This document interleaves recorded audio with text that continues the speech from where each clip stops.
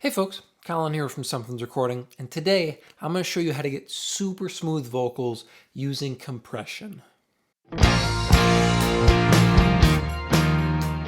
We're going to look at compressing vocals to get them sounding smooth today, but before we dive in, if you're ready to go a little bit deeper into the vocal mixing process and really start to perfect your EQ strategy, then I have just the thing for you. It is my ultimate guide to vocal EQ, and it's just a simple PDF that will walk you through how to EQ your vocals step by step to help you get polished and professional sounding vocal mixes without any more of the guesswork. It is a completely free guide, and you can download it below using the link in the video description. Now let's jump in here and start looking at these vocals. We're at the bridge section of this song here. Ooh, excuse me, dinner coming back to bite there. And we're going to be looking at this stack of background vocals. They're long legato parts, and we really want them to be smooth and shimmery in the mix here. So let me play you the song as it is here. This isn't quite finished recording yet. There's still a couple pieces that need to go in, but the background vocals are pretty much where I want them inside the track here. So this is the bridge section for this song here. I'm going to hit play so you can hear the background vocals inside the track here, and then we'll jump into the processing.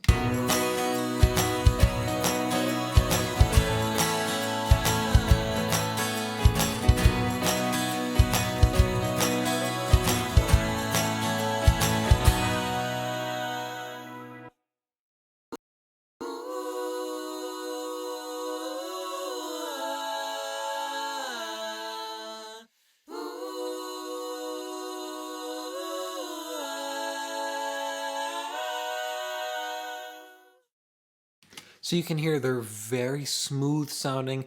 It's 3 pairs of vocals. So we got a low part, a mid part, and a high part here. They're long legato parts, and we really need them to be as smooth as possible. We don't need a compressor bringing up transients or pulling up breaths or adding extra thickness and muddiness.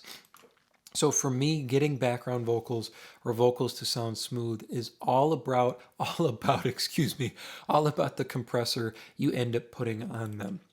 For this instance, for background vocals, for smoothness, I'm always reaching for the tube comp here. This is an LA2A style compressor here.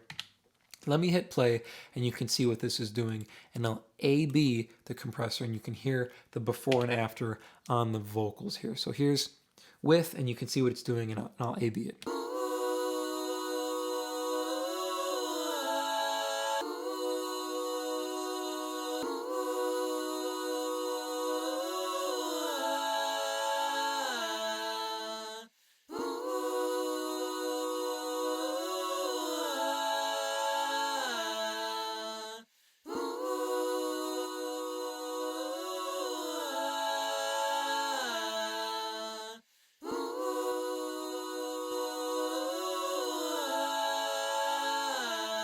It's a very slow working compressor. It's very gentle.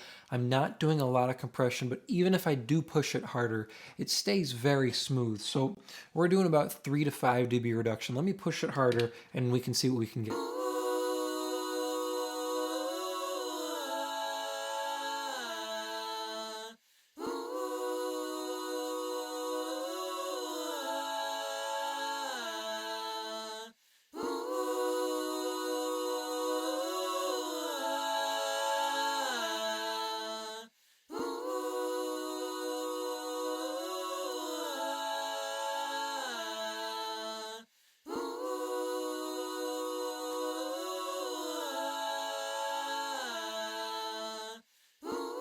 You can hear we're doing about 7 dB reduction now on that bigger part of the vocal. It's keeping this stack of backgrounds very even, but you can hear it's butter smooth all the way across here. It's not bringing up transients. It's not bringing up harshness in the vocal. It's not aggressively cutting anything off or cutting it at a certain point because it's too slow. It stays very smooth and very gentle.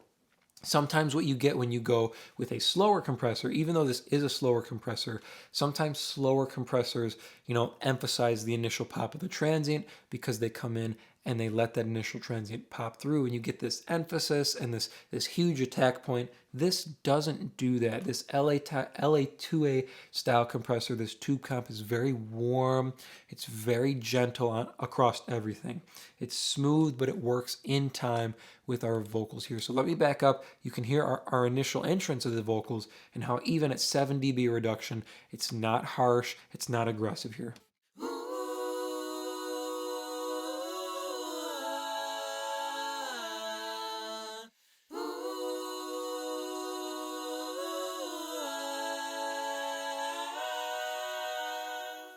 So using a gentle style compressor like this, something that's warm, maybe tube operated like this, is going to help you get some smoothness on your vocals. Now, if we were to reach for something a little bit more aggressive, say maybe like the FET comp in 1176 is going to be pretty quick, and let's go all the way quick, all the way fast. We'll go all buttons in. We'll go complete opposite of where we were at. Let's push this up here. 28 and 15 to start, and we'll kind of dial it up and see how much compression we can get and see how it sounds.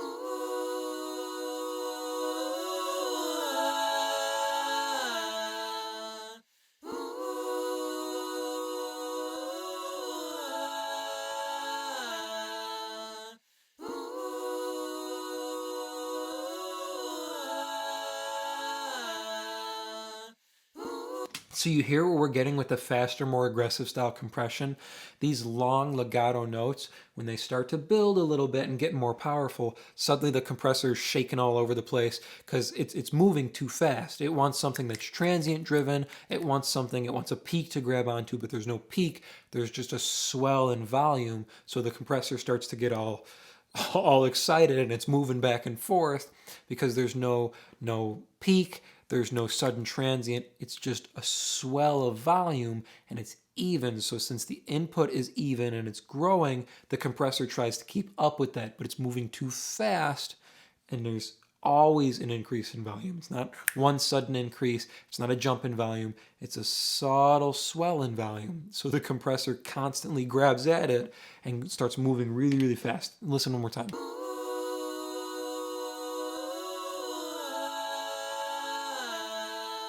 You can hear that kind of flutter effect as the vocals swell up there at the end of the phrase. Listen without, and then I'll kick it in.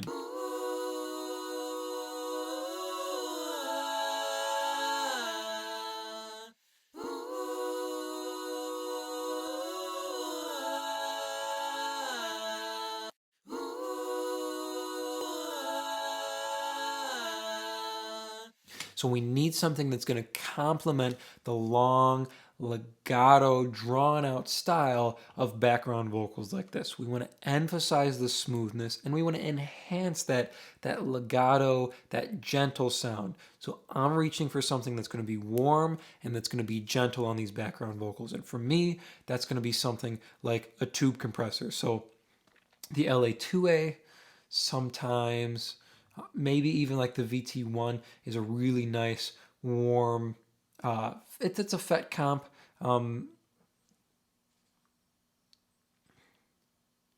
Vacuum tube channel. It has a FET compressor in it. There's the FC70, which is really nice. It's pretty silky. Let's go back to the tube comp here. So listen to the difference now. Only doing 3 to 5 dB reduction on that big swell there. Listen to how it stays very, very even if it starts to move the compressor down, right? The needle, the gain reduction starts to come down, but you don't hear this flutter effect. It moves with our vocals, stays very smooth, very gentle.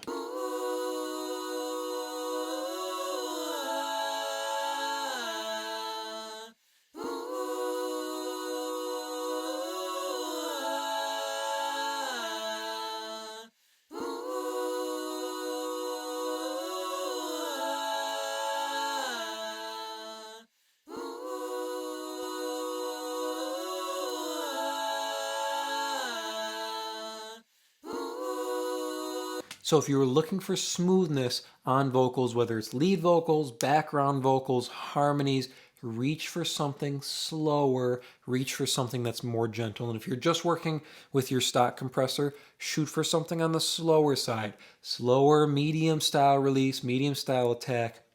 Let your compressor move with the background vocals and don't let it get too aggressive and get that flutter effect. Gentle settings and gentle compression will get you that smoothness and that shine that you want on your vocals.